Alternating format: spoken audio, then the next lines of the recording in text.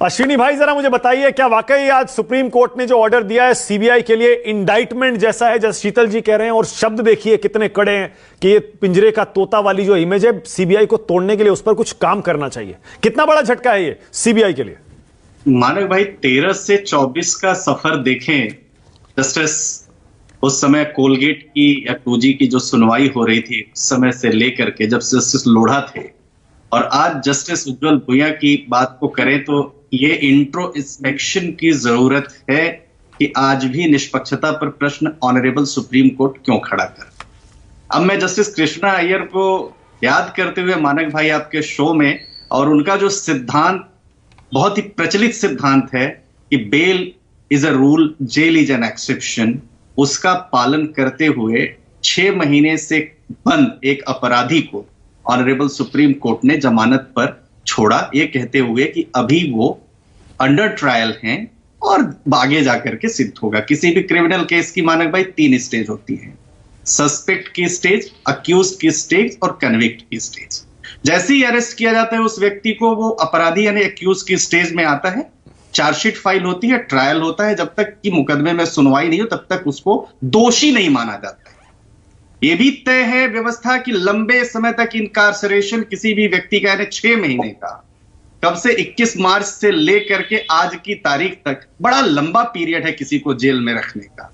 लेकिन यह भी सही है कि उस जमानत से यह नहीं कह सकते हैं कि उस मुकदमे में बरी हो गए, इसलिए यह भी नहीं बोलना चाहिए। इसलिए सुप्रीम कोर्ट ने कहा कि पब्लिक ओपिनियन नहीं बनाएंगे आप और मेरिट्स पर डिस्कशन नहीं करेंगे आप ये बात आपको मानना पड़ेगा। सुप्रीम कोर्ट में जमानत पर रिहा किया है, गिरफ्तारी को अवैधानिक नहीं माना है। अब एक दूसरी बात अभी चल रही थी आपके डिबेट में कि एक जज सीबीआई की गिरफ्तारी को अवैध माना, ईडी की गिरफ्तारी को अवैध नहीं माना। वहां लीगल प्रिंसिपल डिसाइड हो रहा था, धारा 41(1) का, कि क्या जेल में रहते हुए उस व्यक्ति को दोबारा अरेस्ट किया जा सकता है, यह लीगल प्रिंसिपल था।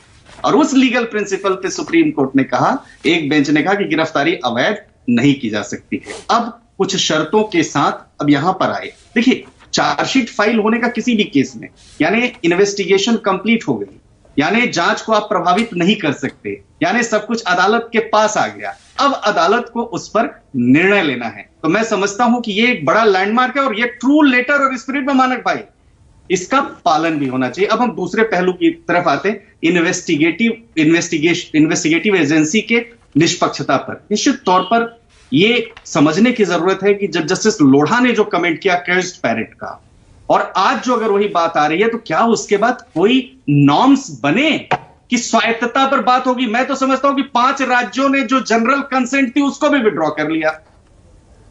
उसी बात को लेकर के वेस्ट बंगाल ने विड्रॉ किया, केरल ने विड्रॉ किया, तमिलनाडु ने विड्रॉ किया, बॉम्बे ने विड्रॉ, उद्धव ठाकरे की जो महाराष्ट्र गवर्नमेंट, उन्होंने कहा कि भाई सीबीआई जांच में दखल नहीं दे सकती, इसीलिए ईडी आया।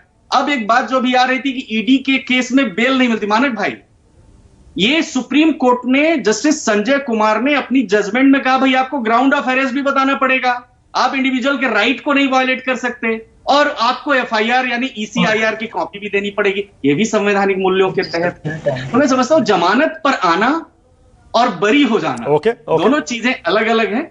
और अब ये आने वाले दिनों में तय होगा कि क्या वास्तव में आदरणीय मुख्यमंत्री जी दोषी हैं या बेदाग हैं। ठीक है, अभी जंपिंग टू द गन।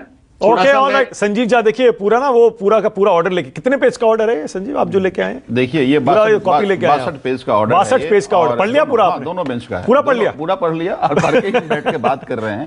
तभी मैं कह रहा था कि देखिए 2 बातें हैं। वही टेक्निकलिटी पे आप मत जाइए ना। देखिए, टेक्निकलिटी ये है कि जेल में रहते हुए आप कोई दूसरी एजेंसी किसी अक्यूज्ड को अरेस्ट कर सकती है या नहीं कर सकती है, ये मामला था। उसमें आपको रिलीफ मिल भी गया, तो अश्विनी दुबे कह रहे हैं इसमें इतनी खुश होने वाली कोई बात नहीं है। जब तक आप डिस्चार्ज नहीं हो जाते या क्विट नहीं हो जाते तब तक सेलिब्रेट मत करिए। नहीं, अब साथ में देखिए बड़े कठोर रिमार्क्स माननीय जस्टिस ने दिया है। इन्होंने क्या कहा है कि ईडी के बेल को फ्रस्ट्रेट करने के लिए सीबीआई अरेस्ट किया। इससे बड़ा रिमार्क्स और क्या हो सकता है एक एजेंसी पे जो इस देश की प्रीमियर एजेंसी है। अब कहते हैं कि प्रीमियर एजेंसी को भरोसा करने के लिए आपको अनकेस्ड होना पड़ेगा।